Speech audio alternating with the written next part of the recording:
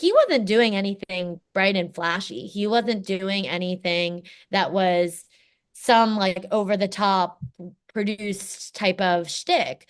He just got on there. He had very clear video and audio and a clear message telling people like what was going on. And a lot of people wanted that. And that's what you saw with the numbers and his engagement and his like growth in following of people trying to know what was going on.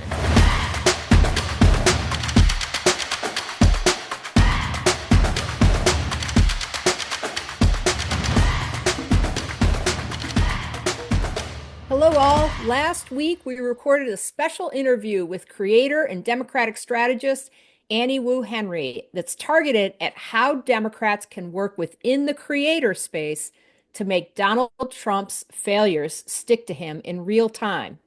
But since that interview, which I promise we will get to very shortly, Trump has had some very big wins dismantling our country and how the world as we know it exists or once existed, right? He effectively burned the bridges to our Western allies in an Oval Office press conference with Ukrainian President Vladimir Zelensky. He imposed tariffs on our two biggest trading partners, Canada and Mexico, that Americans will pay dearly for in the form of higher prices. And he delivered a 90-minute stem winder to a joint session of Congress that was packed with culture war red meat about immigrants and transgender Americans, but very little, I might add, about inflation and the affordability crisis. Like almost nothing about that. So before we get into Annie's interview, Christian Ramos is joining me for a very quick gut check on what really matters over the last week. So with that introduction, Christian, what's your biggest takeaway from the last week or Uh, last night or Republicans continue to eat the turd sandwich of our time. Let's just start with the last, I guess, 48 hours. The Republican leadership effectively told Republican members of Congress not to hold town hall meetings because the combination of firing people without cause and the possibility that they're going to take away health care from millions of people and now Social Security, really unpopular. So Republican leadership says, hey, don't bother to meet with your constituents in person. It's not going to be good. Within that same 48 hours, President Trump holds a joint Congress speech in which he talks about everything but the turd sandwich that is their budget reconciliation plan of gutting your health care to pay lower taxes for billionaires. A part of that speech, he very clearly lays the narrative for cutting Social Security. So if we're going back to the turd sandwich analogy, this is like he's adding some curdled cheese there, some grilled cheese into the sandwich that they are going to have to eat. So they are going to continue firing uh, American workers all over the country without cause. They are going to take away our health care, and then they're going to try to take away our Social Security.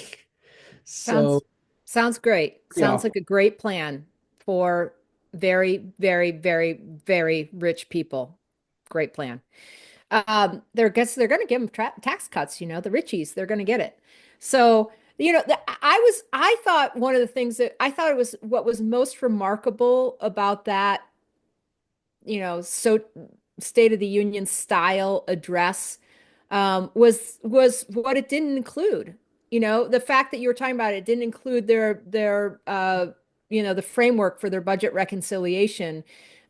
He droned on for 90 minutes and really said nothing about a plan to lower prices for people. And one of our mutual favorite lines came after he started talking about tariffs. I mean, he said he spent about 2 minutes on the economy total, which is crazy. And this is, we know is top of mind for voters. There's in the latest YouGov CBS poll that came out a few days ago, 80% said that inflation should be a top priority for Trump or be the top priority for Trump, and only 29% think it is his top priority. So, anyway, but in the tariffs section, he talked about that. And you want to give the line that he said in the tariff section? Only minor disturbance, only a little disturbance for the American people. Yeah. Minor. There's going to be a there's going to be a minor disturbance with that. There's going to be no, this is the word for word. There's going to be a little disturbance. And then he said, but we're okay with that. And I keep thinking, who's the we? Who's okay with just a little disturbance when you can't, get eggs at the grocery store? They're being rationed right now. And, thousands of people are losing their health insurance and their jobs, and we're tipping towards a recession by most economists' estimations. Like, who is okay with that little disturbance, Christian? Do you have any? Very, very, very wealthy people. Everybody else is getting hosed. And I do think it's worth saying explicitly the stuff that he talked about doing, the various proposals that he did talk about are not in the budget reconciliation bill. None of the stuff that he actually spent time saying he was going to do are in the budget reconciliation bill. And so it is highly unusual for somebody to use a joint session speech to Congress and not talk about his own party's plans for anything that is before Congress that people are going to vote on. And so let me just wrap up by my comments by making one more sort of just observation here. The reason that he didn't talk about the actual tax cuts that are in that bill is because the frontline members in his own caucus don't want to talk about cutting Social Security and Medicare. Privately, they are all saying it's going to hurt them in their reelections. Right. Yeah. Let me ask you this. It's pretty dark, and then maybe we'll go ahead and get to the interview. Are they behaving like, is Donald Trump behaving like someone who expects to face reelection? I mean, No, no, but like, I guess, I mean, technically he's term limited out, but like, is he behaving like someone who's leading a party that's ever going to face elections again? I mean, it's a dark question, but like, I think they're high on their own supply. do I you? think the other thing that was crazy about that speech was he kept saying like a mandate unlike any you've ever seen, and the support and da da da da da. My guy won by maybe 1.5%. Yeah, That's not a mandate. It's actually the lowest, other than the other time that he won, it is the lowest margin of victory in modern history for a Republican. So right. I don't know what he was talking about there. I do think, again, they're doing really unpopular things that are ultimately going to make it, if Democrats do the work, right? If we do the basic blocking of tackling, of telling the story about what would happen if they cut Medicaid and Social Security to pay for tax cuts for billionaires, like, yeah, I wouldn't want to be in their shoes right now. Well, that's a perfect transition to the interview with Annie Wu Henry, because she is a part of Way to Win's, plan for how to make these things stick, right? The creator space and reaching people who don't digest news through things like, broadsheet legacy media, or, might not even go to news sites really anymore, let alone like watch something cable TV or something like that. So that's a great segue. We stay tuned. In just a few seconds, we will be into the interview with creator and Democratic strategist Annie Wu Henry. Hello, friends, and thank you for joining us on Charting the Way Forward, where we deliver research-informed strategy and intelligence from across the Democratic coalition. This podcast is produced by Way to Win, where we aim to upend politics as usual. I'm your host, Kerry Eleveld, and today I am joined by Jennifer Fernandez Ancona, co-founder and chief strategy officer at Way to Win. And as some of you watching on YouTube may have noted, we also have a special guest today, Annie Wu Henry, who is a bona fide expert in the online creator world, and also a political strategist. And we know her through the creator political space, which is basically the place where politics and online influencers collide. It's a space where Way to Win put a lot of work into last cycle, in large part through our work with Annie. And it's also an area where Democrats really, really need to grow their presence moving forward. So, my first question to Annie would just be simply, did I generally get that positioning right? And would you like to add further context for listeners about your background, et cetera?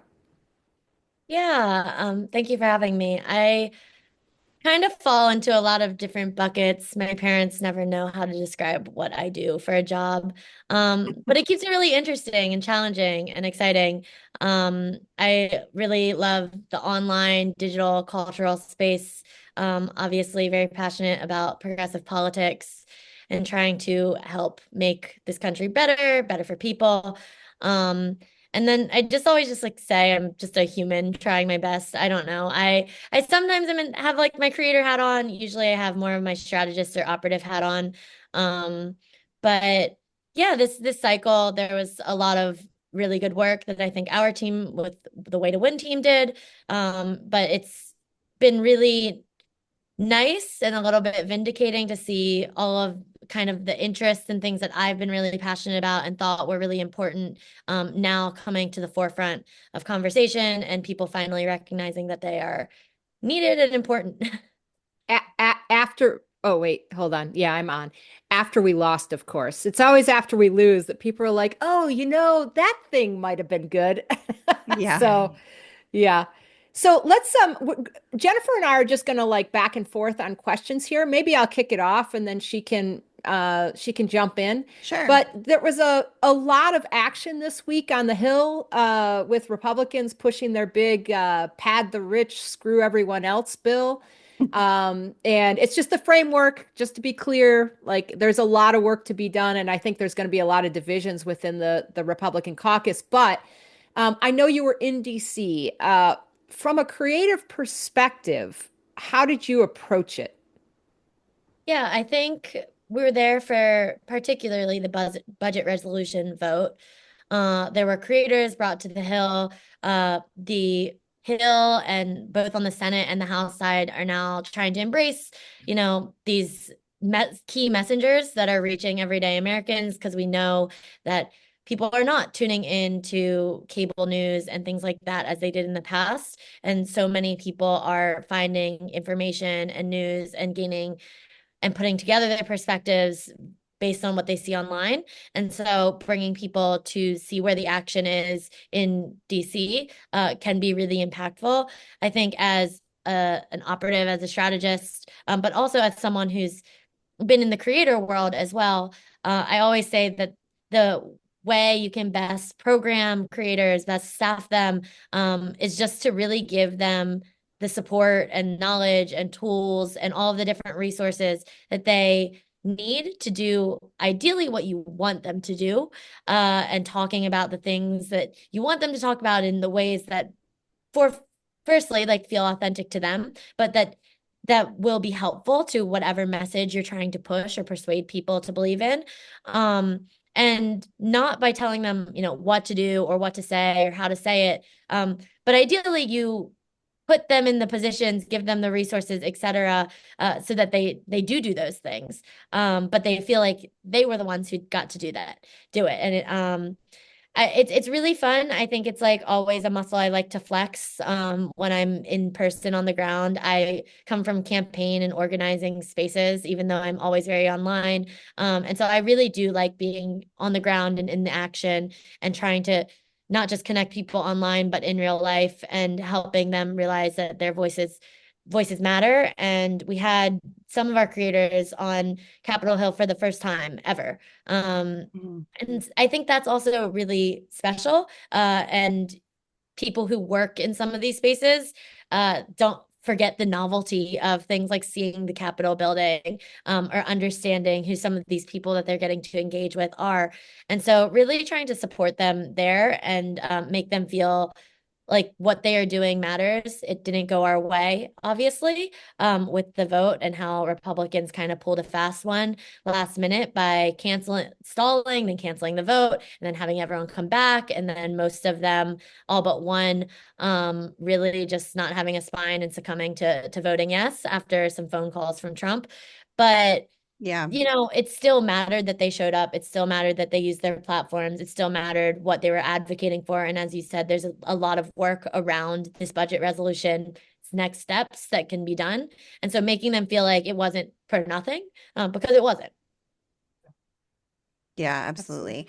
I guess if I can follow up, I'm curious if, because part of what you're saying is that there's kind of a basics that needs to happen, and that is something that people are waking up to now. But I'm curious, like, what you think the real potential is in terms of this new form of media and this sort of democratized way that people can engage with government. And do you see any bright spots, in the current sort of set of leaders that we have where you see them doing that and like a way that it needs to be done more?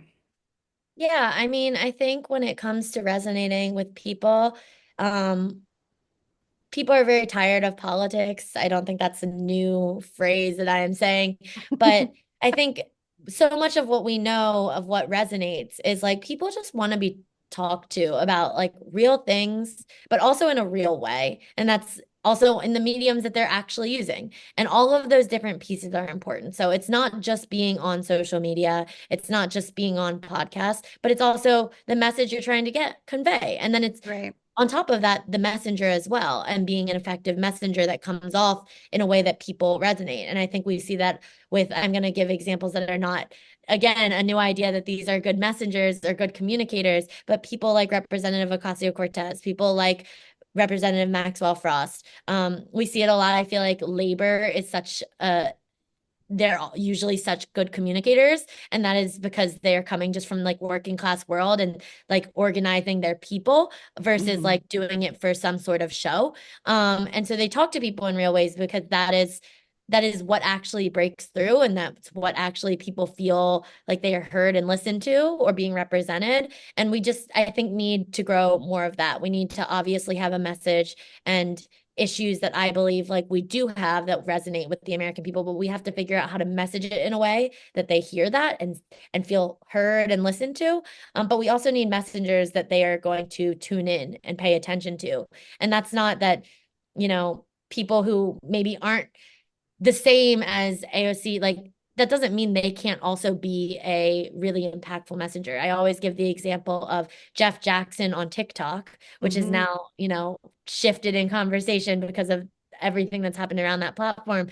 But he wasn't doing anything bright and flashy. He wasn't doing anything that was some like over the top produced type of shtick. He just got on there. He had very clear video and audio and a clear message telling people like what was going on, and a lot of people wanted that, and that's what you saw with the numbers and his engagement and his like growth in following of people trying to know what was going on. And I think he's a really good example of you don't need to be an effective communicator doesn't necessarily have to look one specific way, but we do need communicators to be effective. Okay, I'm going to show how clueless I am, but who's the what's the Jeff Jackson situation that you're talking about, just to like clarify for listeners like Yeah, so myself. Representative Jeff Jackson, he is a congressman Yeah. or was a congressman. Now he is the attorney general down in North Carolina. Okay. He was a congressman from North Carolina. He got on TikTok a few years ago and just started making videos of like, this is what's happening on Capitol Hill. This Oh, this is the bill that just passed. This is the thing. This is what's happening. This is the debate that you saw. This is what you're hearing a lot about. And he would just really explain it very clearly and concisely. In a way that was really digestible to an everyday person. And I think stuff like that, whether it's that or it's AOC going on her Instagram stories and doing Q&As and answering people in, she usually does things with some humor and some personality and things like that. But both are effective ways to communicate. And it's using avenues that people are now getting their information. And it is having a message that is that what's the word, that resonates with people. And then it's having a messenger that is doing it in a way that is consistent and is reliable and is trusted. Yeah. Do you want to take another one, Jen, or Yeah, I mean, I guess like sort of pulling a bit back because we've been talking a lot about the online world and like bringing these two things together, but I think there's a question that we're all having too about just the larger question of engaging young people. And I think you started to talk about this a little bit with like, people aren't into politics, like where are the different avenues, but we did see, and we're going to be releasing some new data from the turnout numbers of the election that's just coming out. We're focusing on the southern states like the Sun Belt, Arizona, Nevada, Georgia, North Carolina.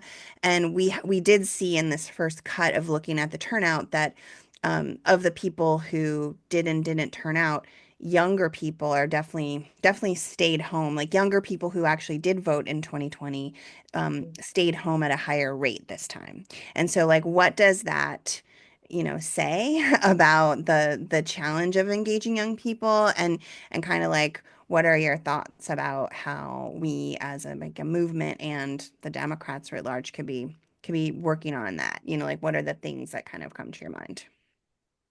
Yeah, I mean, I think it's like Gen Z, there's a lot of, I think, assumptions made about how they'll vote or what one thing translates to another. And that's not necessarily like a clear-cut line. I think there's also been a lot of discourse around there's obviously in a generation multiple years, and those different years will span.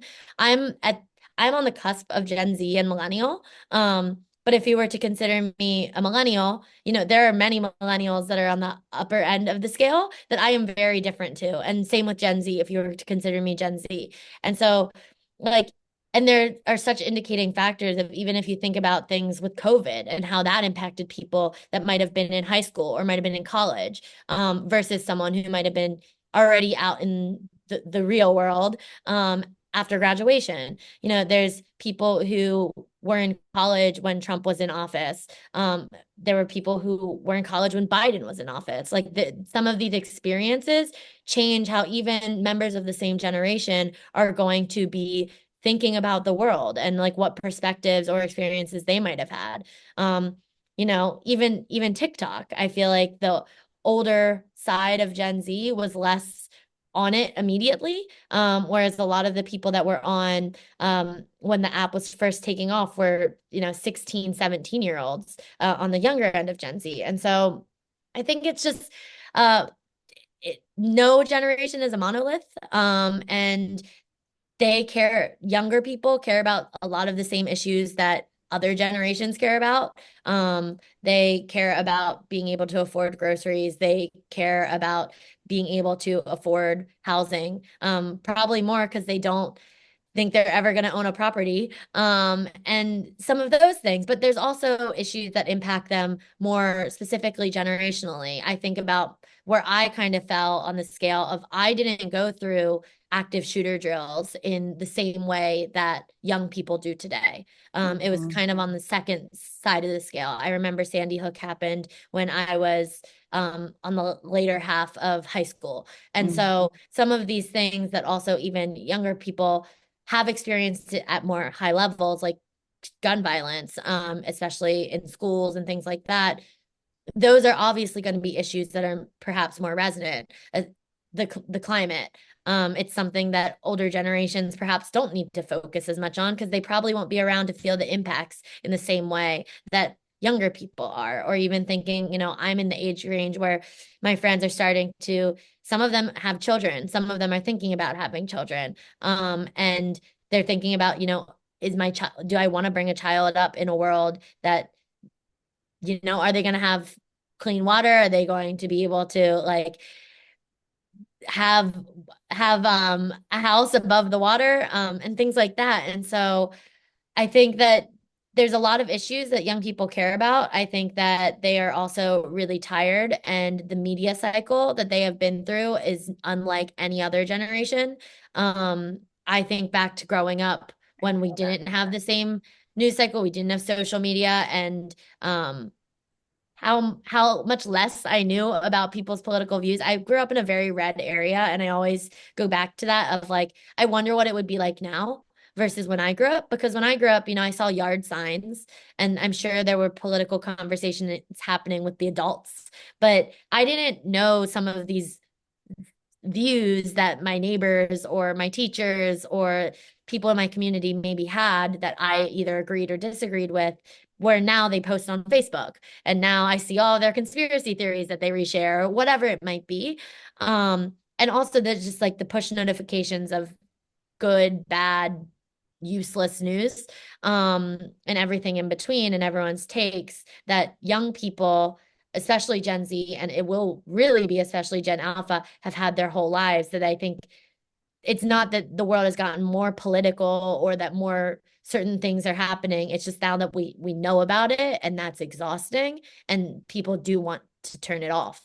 I mean, even work wise, I was talking with a friend. I was like, remember, I'm sure there was a day, when you went home and if someone wanted to get in touch with you after work, they couldn't. Like before email existed, like, yes, there's like things that helps and things that it hurts, but like they just had to wait till you were back in the office, like to get a hold of you. And wouldn't that be nice sometimes? Yeah, Sometimes, yeah, that But always now we're totally. just on.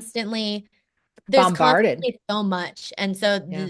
the exhaustion of this generation and wanting to be turned off, or their distrust in certain systems or in certain institutions because they've seen how the failures of it, they've seen the corruption, and not that maybe corruption didn't exist in the past, but Mhm. now we hear about It's it, we see More it with like visible. all of the receipts end up coming out.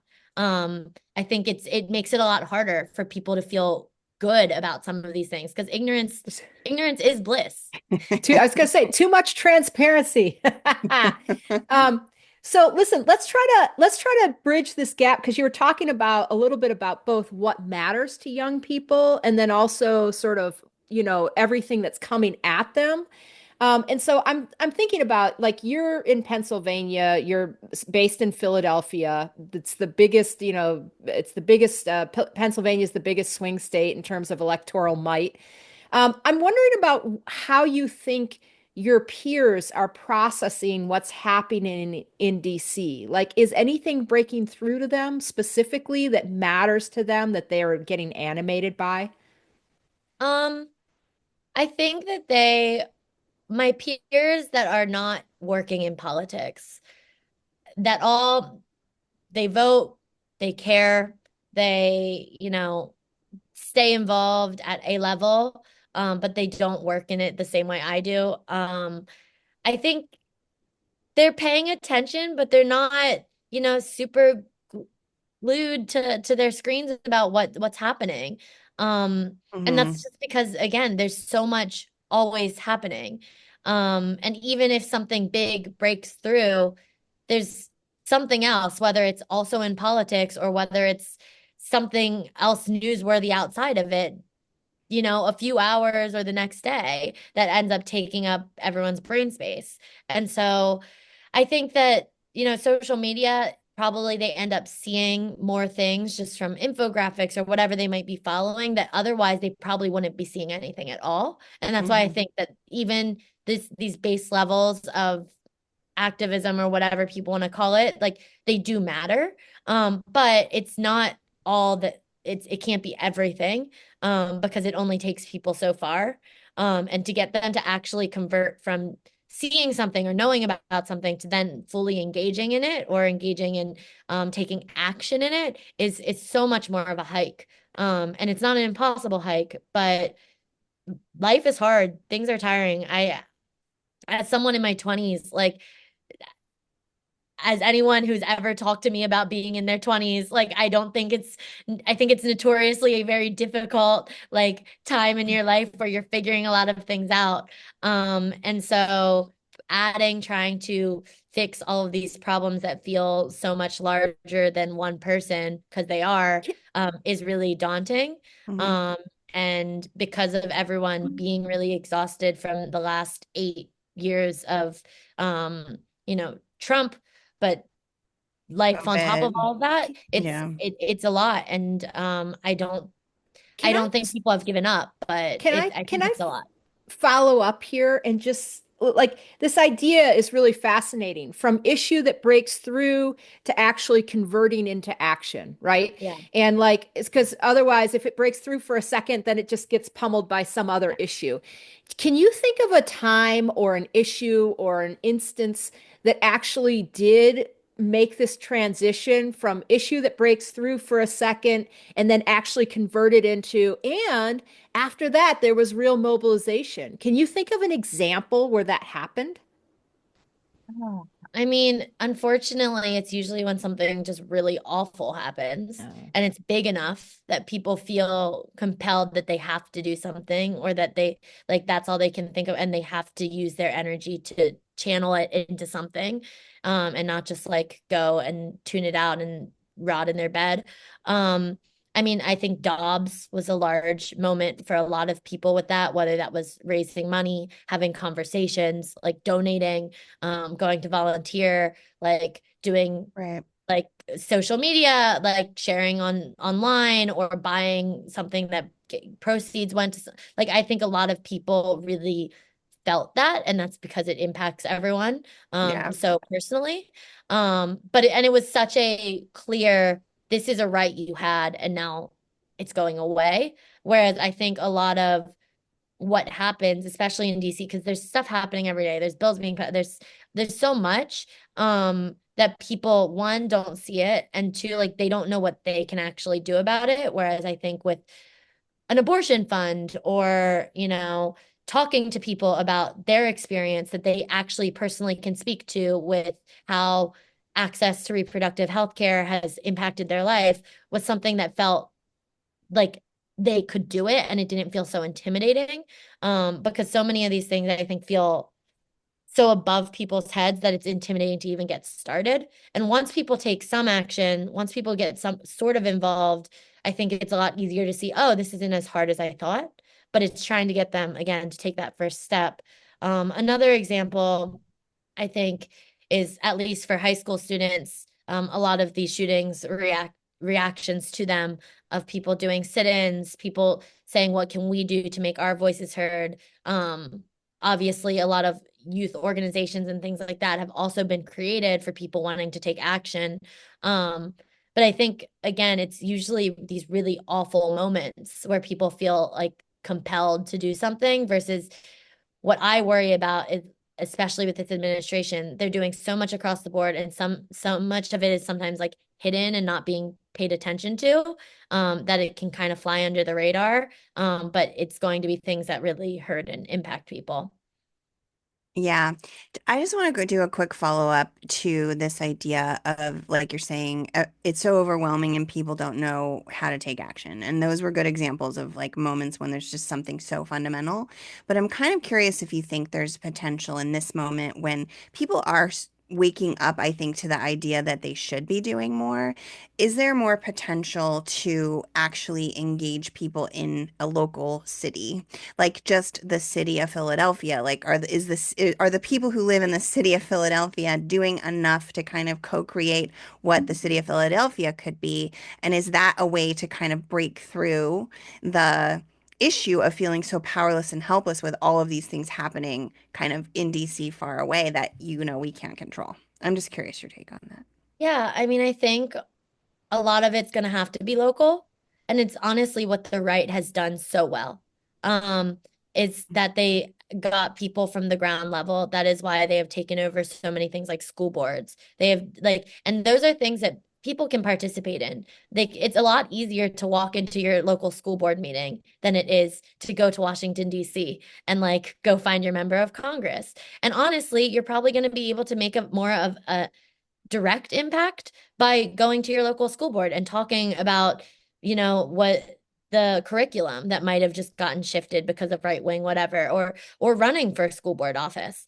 I think that getting people involved at a local level and showing them that that's possible is key. But also, we haven't on the left, in the same way that the right has done, I feel like, found like identified talent or like told people how to do that in the same way, and organized them.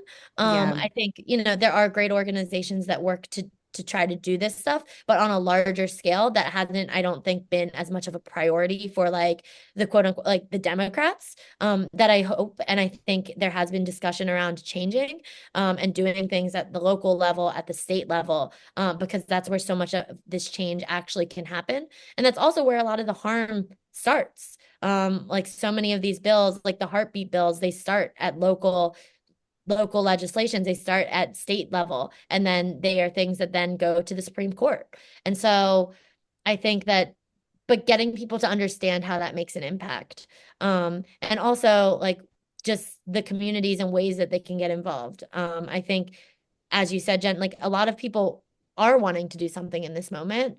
But I think they still need to be told how. I always give the Hmm. example with young people, but I think it's across the board of like you don't know what a phone bank is until someone tells you about it or till you like, and people in the political space, like it's something that we all like know. Like people, when Yeah. I say the word canvas, like they think of something that you paint on. Like I think, but truly, like some of this stuff is just like not information that people know and we can't assume they do. And so we have to create, whether it is environments that they can show up to, whether it is resources that make it to them that they actually pay attention to, and just ways in which they can find the information and find the resources and find the opportunities that resonate with them, that they can take that next step when they feel, This and that those this things don't feel so intimidating. this is part of the reason that we've been really encouraging people on every episode to get involved locally and even just like having dinner with your neighbors because maybe your neighbors end up introducing you to something that you like a phone bank that you didn't know about before or other opportunities.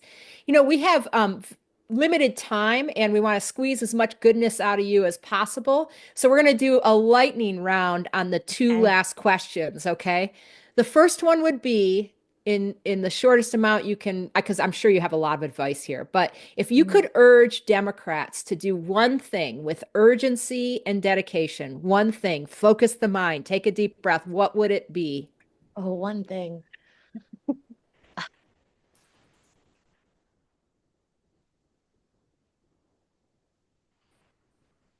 I think that they need to listen to people. And I think that it's as simple as that. And so many times, like, it's so much better to listen than to like listen before you speak. And I think that listening and hearing people, especially after this election cycle, where clearly they did not feel heard by us, is the first step to understanding and what we need to do to make them feel like they can be heard by us. All right. I Love love that. that. I love that. That's great. Okay. The other one I think will be easier, which is what are three pieces of media that you are consuming regularly right now? And this can be anything. It can be like a podcast, an Okay. Yeah. album. It It doesn't could have be to the be Eras political. tour. It could be Okay. whatever. Like just Um, something that you're finding meaning and that others may find meaning in. Okay. I'm listening to 20, like early 20 teens, like kind of like frat party pop, like bangers. And I think that's a recession indicator. I actually Thousand said that to percent. a friend a few weeks ago, and then I just saw a post about it that like other people like it like described it and like broke it down literally as that. And so I do think that that's something. I'm watching Severance, which is a great show, but also I think has a social commentary that's very interesting about work and life and balance and all of that. Highly recommend. And Hmm. then the third piece of media I am consuming is Kylie Kelsey's podcast, which Nice.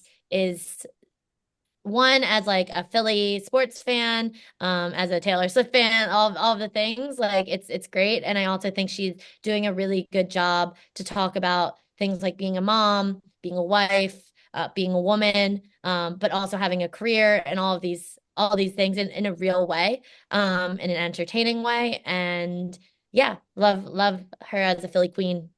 All right. All Love right. it. I think we have to leave it there. Those were great final answers. They were so good, actually. I want to thank Annie for joining us. Annie Wu Yay. Thank you. Henry. She is sort of an expert in the digital space, but also a Democratic strategist. And we really appreciate her joining us today. Thank you, Annie. Yeah, thank you guys so much for having me.